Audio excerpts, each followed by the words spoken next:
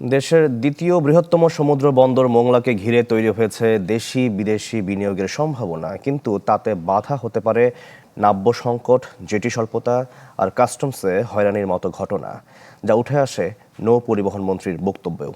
জাকারিয়া তুষারের ছবিতে বেল্লাল হোসেন সজলের রিপোর্ট। সাগর থেকে নদীপথ পেরিয়ে মোংলা বন্দরে আসছে একের পর এক জাহাজ। বন্দরের জেটিতে চলছে পণ্য ওঠানামা।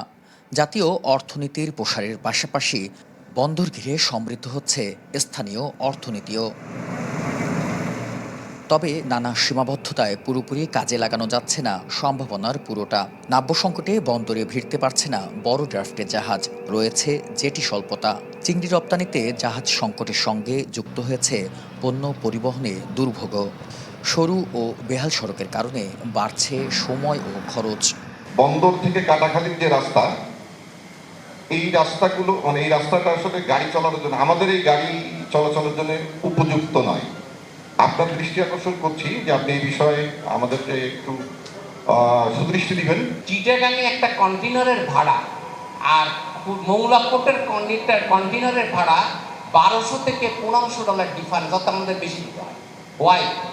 এটা কেন দিব? নগদ নিয়ে এলো হার না মানা হার অফার। সর্বনিম্ন 10,000 টাকা রেমিটেন্স নগদে পাঠালে থাকছে স্বর্ণের হার জেতার সুযোগ। বন্দরে রাজস্ব পরিশোধের ক্ষেত্রে হয়রানির অভিযোগও ব্যবসায়ীদের, যা আমলে নিয়ে অভিযুক্তদের বিরুদ্ধে ব্যবস্থা নেওয়ার হুঁশিয়ারি দেন নৌ পরিবহন মন্ত্রী।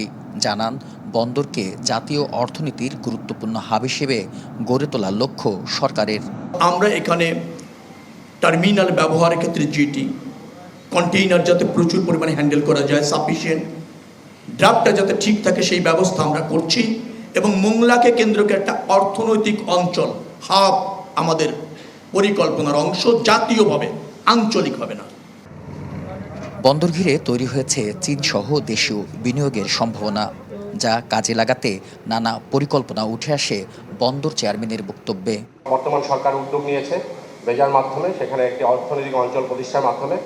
সো আমার মনে হচ্ছে যে এই অর্থনৈতিক অঞ্চল প্রতিষ্ঠার সাথে সাথে আমাদের এর সাথে সাথে যখন আমাদের কন্টেইনার টার্মিনাল প্রতিষ্ঠিত হবে, আমরা এই বন্দরের সুফল পাবো এবং এই অঞ্চলের লোকজন সুফল পাবে এবং এখানে আমাদের যে কর্মসংস্থানের সুযোগ সৃষ্টি হবে। গত অর্থবছরে মোংলা বন্দরে বিদেশি জাহাজ এসেছে 815টি, আর রাজস্ব আদায় হয়েছে 387 কোটি 95 লাখ টাকা। বেল্লাল হোসেন সজল, চ্যানেল 24, খুলনা।